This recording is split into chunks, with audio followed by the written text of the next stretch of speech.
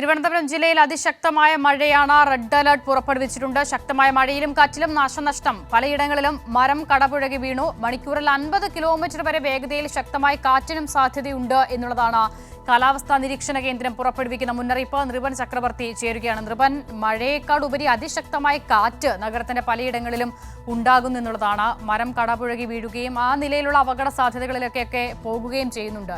എന്താണ് നിലവിലെ ഒരു അവസ്ഥ?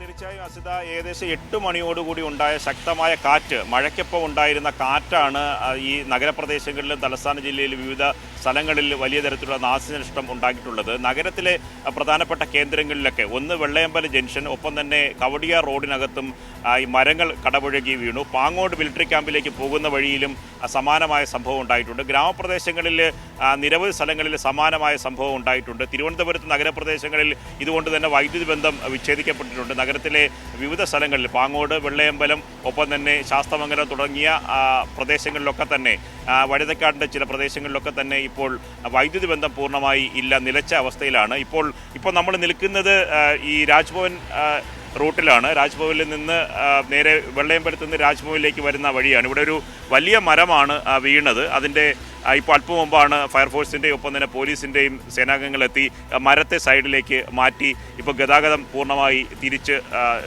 ഗതാഗത യോഗ്യമാക്കിയത്. ഒപ്പം തന്നെ വെള്ളയമ്പലം ജംഗ്ഷനിൽ സമാനമായ പ്രശ്നമുണ്ടായിരുന്നു.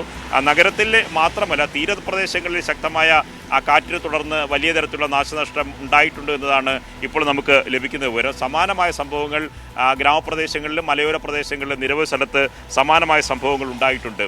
അസിത, ഇപ്പോൾ ഞാൻ നേരത്തെ സൂചിപ്പിച്ചതുപോലെ മരം കടപുഴകി വീണതിൻ്റെ ഭാഗമായിട്ടുള്ള അറ്റകുറ്റപ്പണി വിവിധ സ്ഥലങ്ങളിൽ നടക്കുന്നുണ്ട്. KSEBയുടെ ഉദ്യോഗസ്ഥരൊക്കെ സ്ഥലത്തെത്തി മരം മാറ്റിയ ശേഷം അപ്പോഴേക്കും ഈ പറഞ്ഞ തകരാറുണ്ടായിരുന്നു. ഇലക്ട്രിസിറ്റി താൽക്കാലികമായി വിച്ഛേദിക്കുന്ന അവസ്ഥയുണ്ടായിരുന്നു. പുനരാരംഭിക്കാനുള്ള ശ്രമങ്ങൾ നഗരത്തിലെ വിവിധ ഭാഗങ്ങളിൽ നടക്കുകയാണ്.